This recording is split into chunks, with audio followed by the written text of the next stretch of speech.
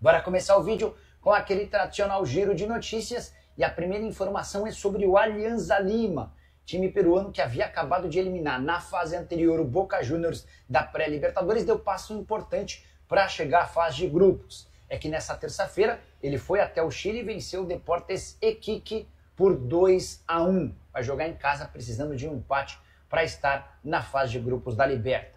Já o Flamengo emitiu nota colocando ponto final nas negociações entre Thiago Maia e Santos. O Flamengo usou esse texto para criticar clubes brasileiros que não cumprem com os seus compromissos, citando de forma clara o Internacional, que adquiriu na temporada passada o Thiago Maia e não pagou nenhuma das 3 parcelas que já venceram. O Santos também é citado nessa nota por conta de uma dívida que o Peixe tem com o Cuiabá pelo zagueiro Joaquim. Segundo o Flamengo, a partir de agora em negócios com clubes brasileiros, ou o pagamento sai à vista, ou o Flamengo só vai aceitar negociar o atleta se houver garantias bancárias. Preciso te falar agora sobre Vinícius Júnior. O atacante brasileiro quer renovar seu contrato com o Real Madrid, mas pede um aumento em seus vencimentos de 5 milhões de euros por temporada. Atualmente o Vini ganha 15 milhões de euros por ano. Esse valor garante a ele mais ou menos 8 milhões de reais por mês. Com os 5 milhões de euros a mais que o Vini pede, os vencimentos do atacante brasileiro seriam um pouco superiores a 10 milhões de reais. Vale a lembrança de que o Mbappé também ganha os mesmos 15 milhões de euros do Vini. A diferença é que o francês, que chegou livre ao Real Madrid, conseguiu um prêmio pela assinatura do contrato de 40 milhões de euros, que fazem com que os seus vencimentos cheguem a 29 milhões de reais por temporada. E aí, vale a pena gastar tudo isso pelo Vini? Já usa o espaço para comentário e deixa registrada a sua opinião, beleza? Hora de falar sobre Caleri, que enfrenta um incômodo jejum. 2, para ser mais preciso. O primeiro deles, a falta de gols como visitante. O atacante do São Paulo não marca longe do Morumbi desde 3 de julho do ano passado. Lá se vão 8, 9 meses de jejum. O último gol marcado contra o Atlético Paranaense na Arena da Baixada, ainda pelo Campeonato Brasileiro. Desde então foram só 7 gols anotados, todos no Morumbi, sendo 3 deles na atual temporada, o último que garantiu a classificação para as semifinais do Campeonato Paulista. E aqui entra o segundo jejum.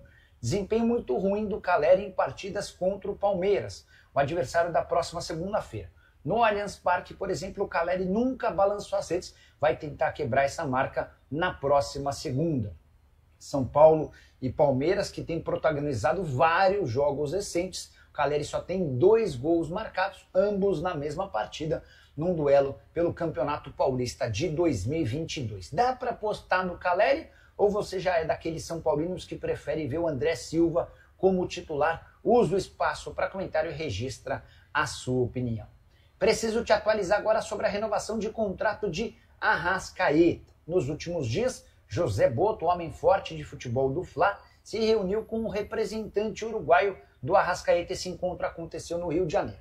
Nenhum avanço em relação à prorrogação do vínculo que se encerra em dezembro de 26. E o Flamengo trata o assunto com enorme calma, até porque ainda há mais de 1 ano e meio até o fim do contrato.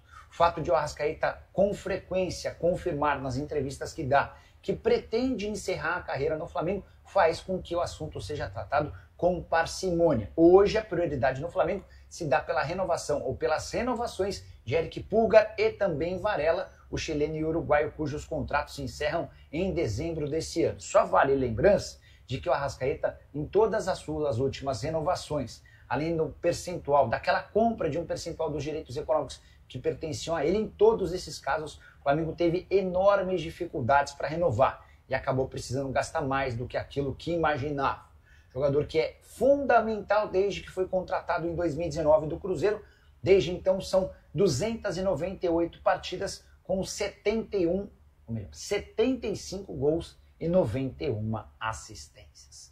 Se você é dirigente rubro-negro, põe a renovação do contrato do Arrascaeta como prioridade ou deixa como o Boto está fazendo, já registra a sua opinião, beleza?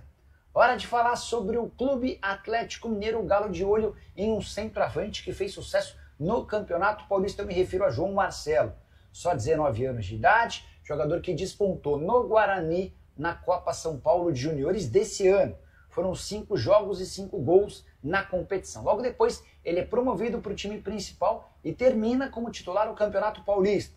11 jogos, 4 gols e mais 2 assistências. Chama a atenção a boa fase de alguém com apenas 19 anos de idade e que atua como centroavante. 1,82 m de altura, 80 quilos. Houve até aqui uma sondagem, uma consulta para entender as condições do negócio. Jogador que havia chegado ao Bugre no ano passado, do Tanabi. Ele chegou para o Sub-20, fez sucesso na base e acabou promovido para o time principal. Atlético que também tem interesse em Enio, atacante de 24 anos de idade, que pertence ao Amazonas, mas hoje está emprestado ao Juventude. Já havia contado para vocês no vídeo dessa terça-feira que o Juventude vai comprar o atleta, como prevê o contrato de empréstimo, R$800 mil, e aí se o Galo quiser contratá-lo vai precisar se acertar com o time de Caxias do Sul.